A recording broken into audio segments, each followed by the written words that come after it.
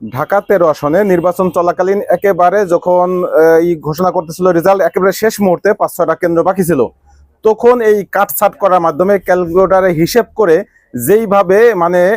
স্থূল কারচুপি, যেটাকে আমরা বিগত সময়ে বেগম খালেদা জিয়া বলতেন যে স্থূল কারচুপি, অর্থাৎ নির্বাচন সুষ্ঠু হওয়ার পরে শুধুমাত্র রেজাল্ট শিটের ভিতরে কাটাছাটা করা, এটা কোনোভাবেই গ্রহণযোগ্য নয়। আমরা দেখেছি যখন একটা স্টাম্পের ভিতরে একটু কাটাছিড়া থাকলে সেটা কোনো জায়গায় অ্যালাউ হয় না। যদি আমরা